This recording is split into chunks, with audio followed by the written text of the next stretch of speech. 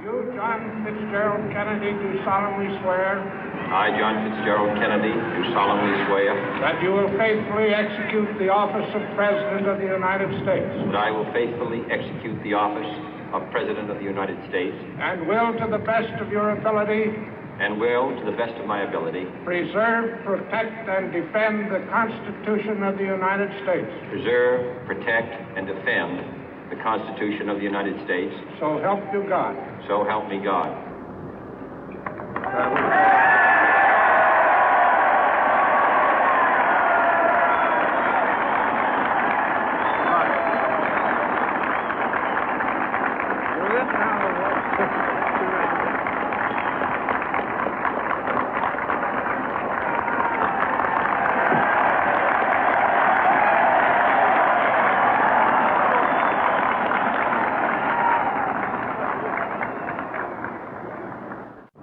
Vice President Johnson, Mr. Speaker, Mr. Chief Justice, President Eisenhower, Vice President Nixon, President Truman, Reverend clergy, fellow citizens.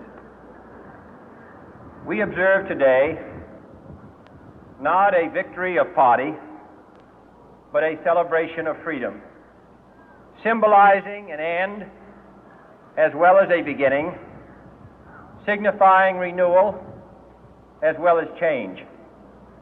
For I have sworn before you and Almighty God the same solemn oath our forebears prescribed nearly a century and 3/4 ago.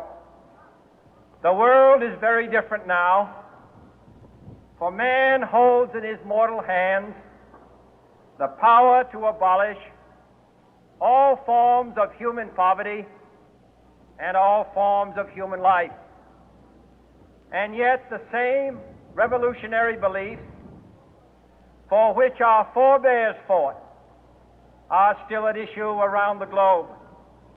The belief that the rights of man come not from the generosity of the state, but from the hand of God. We dare not forget today that we are the heirs of that first revolution. Let the word go forth from this time and place to friend and foe alike that the torch has been passed to a new generation of Americans born in this century, tempered by war, disciplined by a hard and bitter peace, proud of our ancient heritage, and unwilling to witness or permit the slow undoing of those human rights to which this nation has always been committed and to which we are committed today at home and around the world.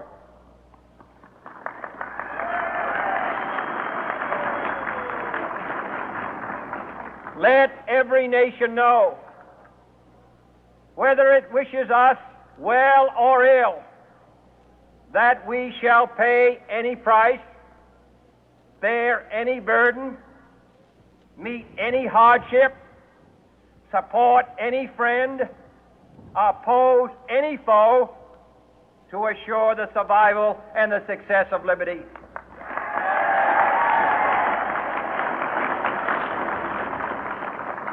This much we pledge and more.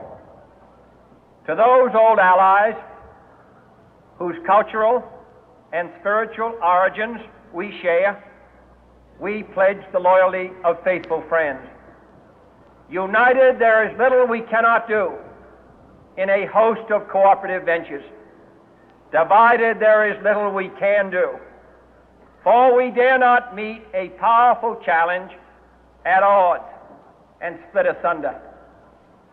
To those new states whom we welcome to the ranks of the free, we pledge our word that one form of colonial control shall not have passed away, merely to be replaced by a far more iron tyranny.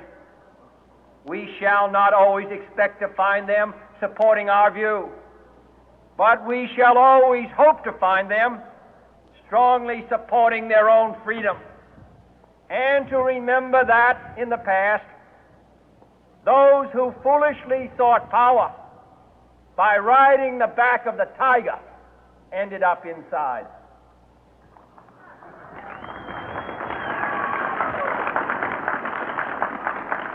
To those people in the huts and villages of half the globe struggling to break the bonds of mass misery, we pledge our best efforts to help them help themselves for whatever period is required, not because the communists may be doing it, not because we seek their votes, but because it is right. If a free society cannot help the many who are poor, it cannot save the few who are rich.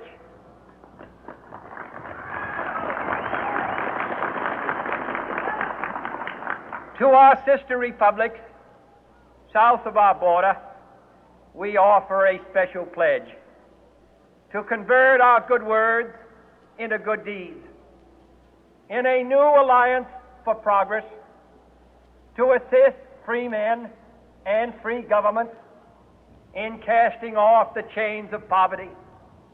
But this peaceful revolution of hope cannot become the prey of hostile powers. Let all our neighbors know that we shall join with them to oppose aggression or subversion anywhere in the Americas. And let every other power know that this hemisphere intends to remain the master of its own house.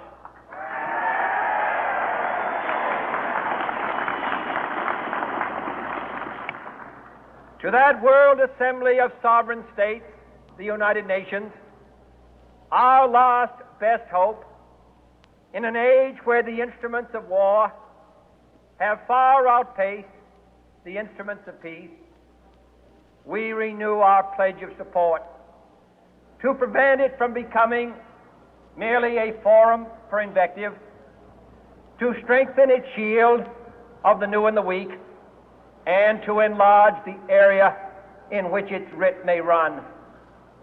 Finally, to those nations who would make themselves our adversary, we offer not a pledge, but a request that both sides begin anew the quest for peace. Before the dark powers of destruction, unleashed by science, engulf all humanity in planned or accidental self-destruction, we dare not tempt them with weakness, for only when our arms are sufficient beyond doubt can we be certain beyond doubt that they will never be employed.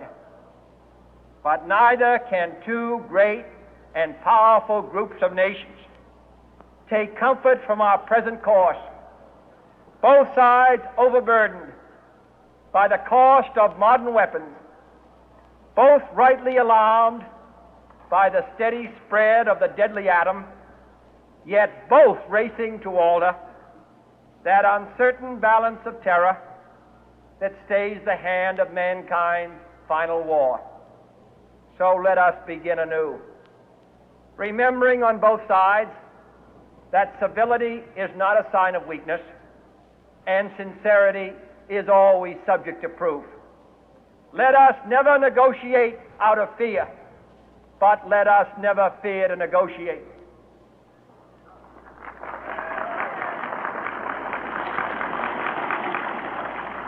Let both sides explore what problems unite us, instead of belaboring those problems which divide us.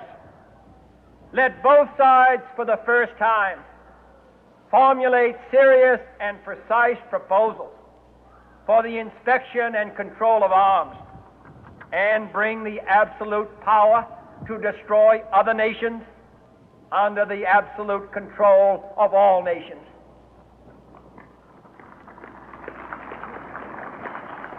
Let both sides seek to invoke the wonders of science instead of its terrors. Together, let us explore the stars, conquer the deserts, eradicate disease, tap the ocean depth, and encourage the arts and commerce.